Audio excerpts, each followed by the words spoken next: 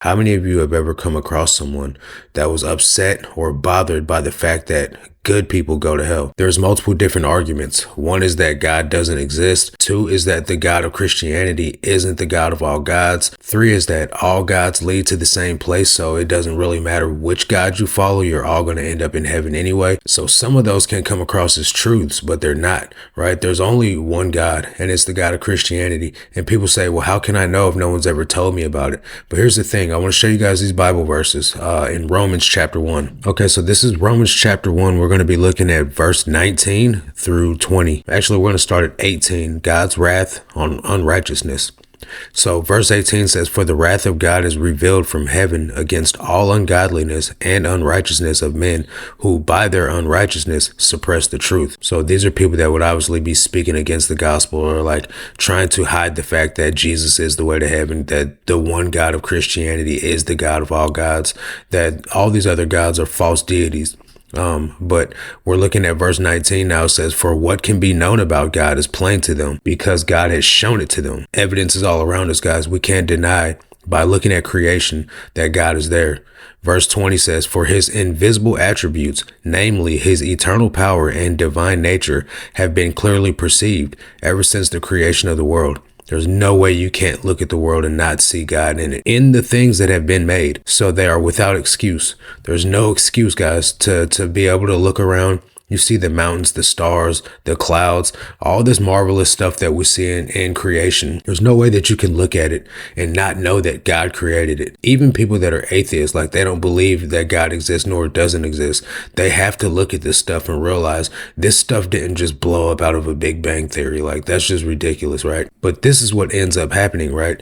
People that look at the world and look at creation, for some reason, they start worshiping that. And we see that in verse 21.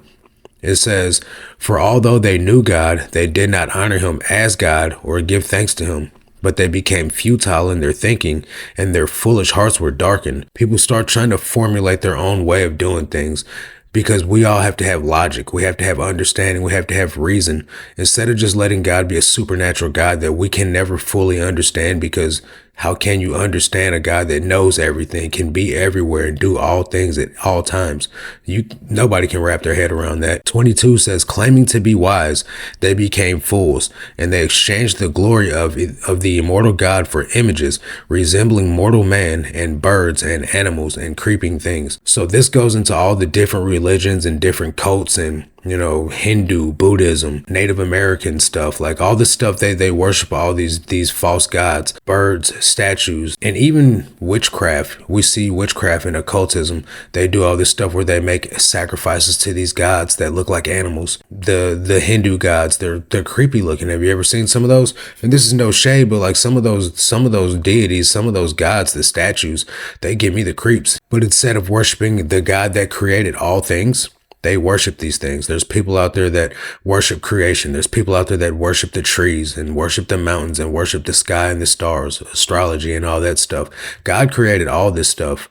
God created everything. His fingerprints are literally on all of creation. His hands made us. And since God's fingerprints are on all creation, it makes no sense that people that would say that they're wise and understand that, hey, this cup right here is man-made, but I'm still going to worship it. I'm still going to serve it like it's my God. It can't save me, but it's my God though. And so what's the logic in that? It says right here, "Claiming to be wise, they became fools and exchanged the glory of immortal God for images resembling mortal man and birds and animals and creeping things." Why would you put your salvation on the line by trusting in someone that can't save you? That makes no sense. Here's the thing, guys. People do this all the time. They worship Buddha, or they worship Muhammad, or they believe in stuff like Mormonism, where they think that you're going to get your own planet. That's just craziness, right? There's only one God. His name is Yahweh. He's the God of Israel, but he's also the God of me and you, Jew, Gentile, Greek, everyone. We've all been given equal opportunity to come and lay down our lives and follow Jesus. I just don't see why anybody wouldn't want to do that. Now, I get that everyone is entitled to make their own decision, but why lean on a God that won't save you? Why pray to a God that won't rescue you? Why pray to a God that won't answer your prayers? You can try and rely on witchcraft and sorcery or casting spells to help you get the outcome you're looking for, or you can fall on your knees in prayer and reach out to God the Father. He is a good father and he does want to answer your prayers. You just got to make sure that they align with his will. Going out and praying to God for $1,000,000, that might not be in his will for you to receive that. But if it is, you better believe that if you pray for it and you have faith that it's going to come, because God's will is sovereign and whatever he wants to do, he can do. We got to stop living unrighteous lives and expecting God to move in them.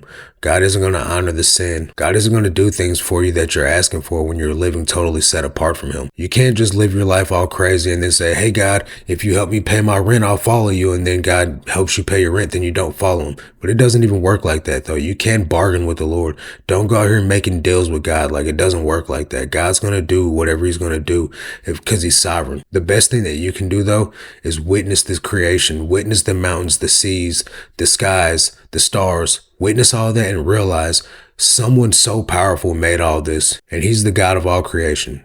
God the Father. There's no mother God. There's no God, the universe. There's no source. None of that. All that stuff is false, guys, and it's not going to get you into heaven. That's going to do it for this one. I'll catch you guys on the next one. Until then, God bless.